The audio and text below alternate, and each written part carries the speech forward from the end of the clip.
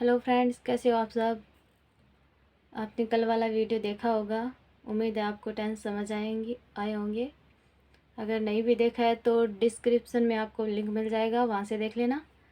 तो कल हमने पढ़ा था प्रेजेंट कंटिन्यू टेंस तक। आज हम पढ़ेंगे प्रेजेंट परफेक्ट टेंस।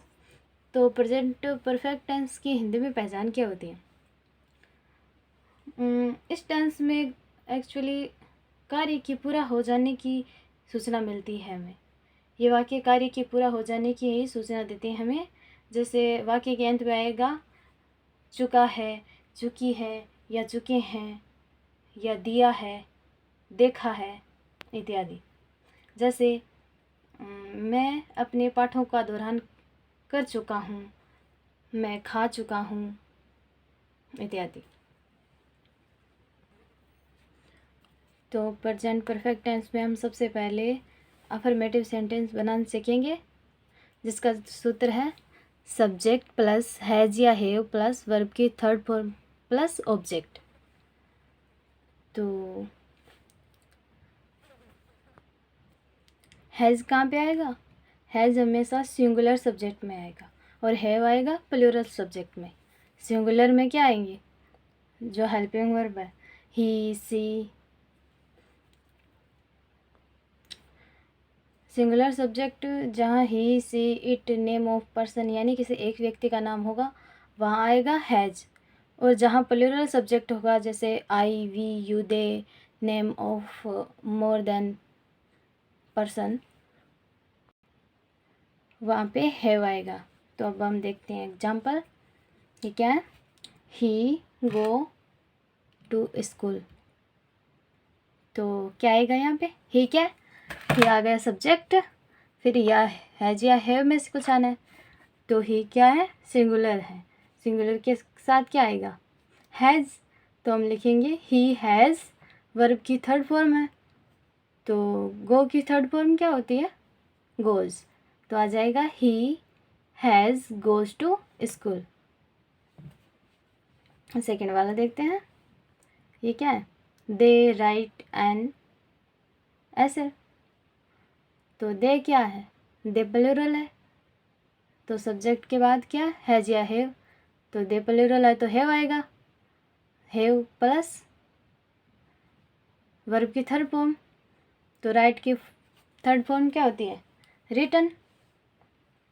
तो यहाँ पे आएगा they have written an essay.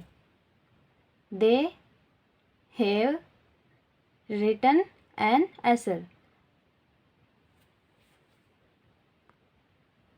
तो अब देखते हैं हम प्रेजेंट परफेक्ट का जो नेगेटिव सेंटेंस है वो देखेंगे।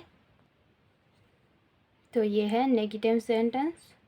अब नेगेटिव का अर्थ होता है नकारात्मक। तो जिसका सूत्र है सब्जेक्ट प्लस हैज़ या have plus note plus verb की थर्ड फॉर्म प्लस ऑब्जेक्ट। अंतर क्या है, बस बीच में नोट लगाना है। तो देखते हैं, चलिए एग्जाम्पल देखते हैं। ही गो टू स्कूल ऐसे दिया हुआ है, तो इसे नेगेटिव कैसे बनाएंगे, क्या आएगा, ही सब्जेक्ट है तो ही सिंगुलर है।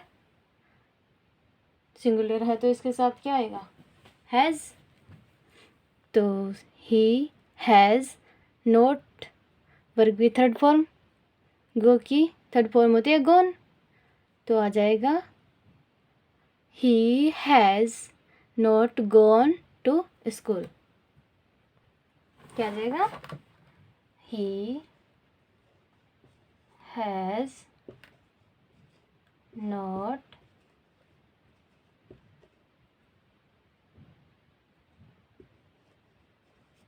Gone to school. आगे वाले देखते हैं, क्या दिया हुआ, I come from Jaipur in morning. तो आई क्या है, सब्जेक्ट है, और सब्जेक्ट कौन सा है, प्लूरल में आता है। तो प्लूरल में क्या आएगा, हैव। तो क्या हुआ, सब्जेक्ट के बाद हैज़ या हैव में से आएगा, तो सब प्लूरल के साथ हैव आता है। तो आएगा आई हैव नॉट, कम की थर्ड फॉर्म क्या होती है? कमी होती है।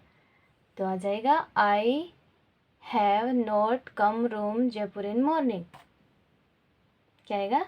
आई हैव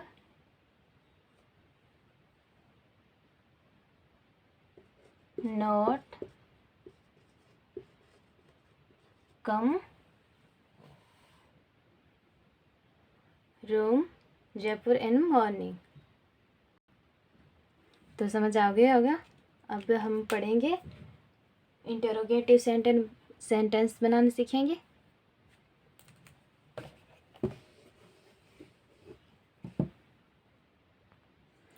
तो चलिए देखते हैं हम इंटरोगेटिव सेंटेंस, जिसका सूत्र है हैज़ या have plus subject plus verb की third form plus object plus question mark.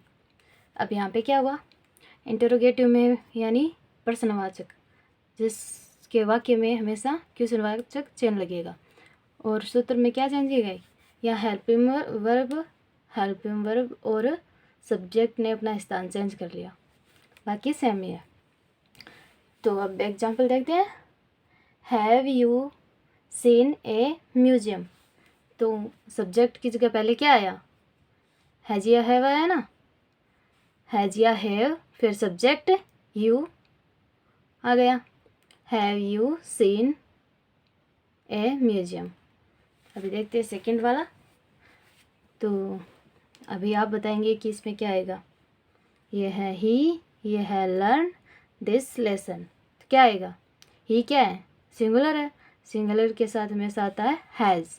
तो यहाँ पे क्या आएगा? हैज़ आएगा। ये लिख देते हैं हम, हैज़। फिर लर्न, लर्न की थर्ड फॉर्म क्या होता है? लर्नड। तो आप लिखेंगे LEARNT,